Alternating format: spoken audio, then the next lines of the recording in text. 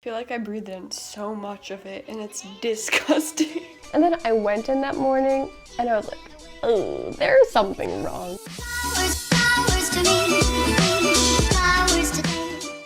Hey, it's Nat here, your local vertical farming expert. I killed another thing. I didn't mean to, as usual, but it died, as usual. So today we'll be going through the Kratky hydroponic setup I did for my garlic. My motive for this was that at the beginning of quarantine, my mom was complaining about, oh, like grocery stores, everybody was like raiding the toilet paper. My mom was like, oh, like you should grow some stuff because vertical farming. And I was like, hold on, like you're asking a lot of me there. She asked for like cilantro and parsley and stuff, but that didn't work out, sorry mom. But instead I went with garlic because garlic is like, it grows in the bag. It should work. Like this should be the easiest grow ever. And again, I say that every time.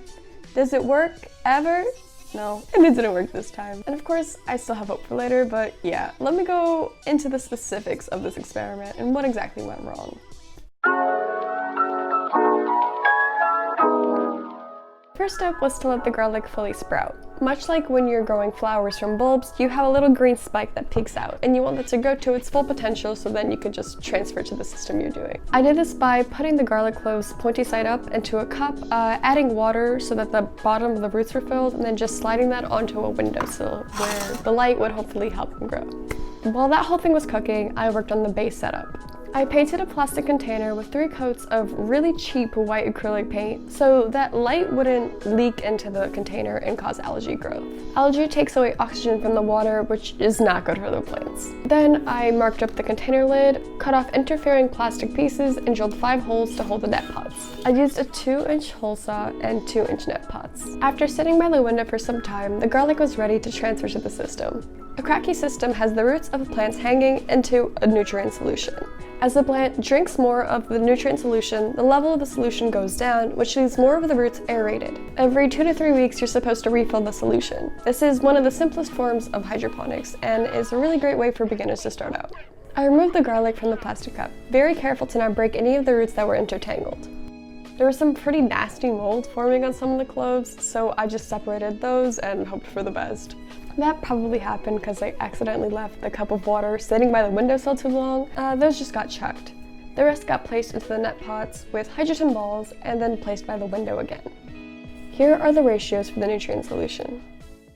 Things were actually going surprisingly well. The best part of the Kratky setup is the fact that you just set it and forget it. You only have to check up on it when you need to refill the reservoir.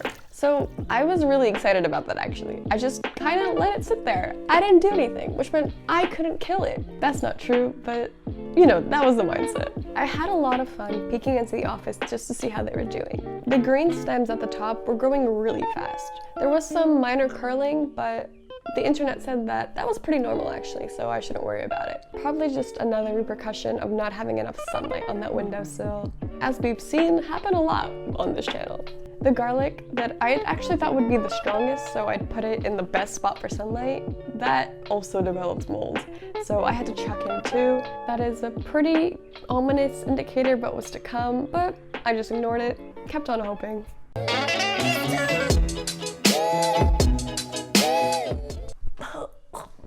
I'm trying. Ew. I'm trying not to breathe. It's so nasty because the garlic is not doing well.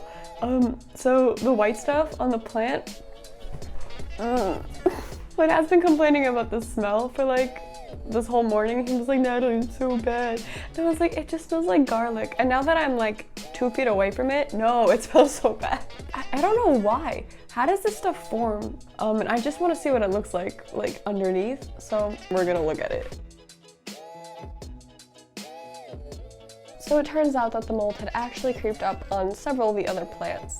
I kind of knew that it would end this way, but I don't know, there was nothing I could really do besides restart, so I figured I'd just let it sit there and see what happened. So that's the video. Not a very interesting grow, nothing dramatic, but hey, There's gotta be some comms, right? If you like the video, feel free to smash the like button, subscribe, comment, and hit the notifications bell. I feel like I did that out of order, but I'm not sure. I appreciate you taking time out of your day to watch this video, and of course, as always, if you have any insight whatsoever, please comment down below. Yeah, this is not a good grow. This didn't go well. While I do think it's just because of the sunlight, if you have any other tips for me, it's greatly appreciated. If you guys help out, then we'll grow better together. Thanks for watching.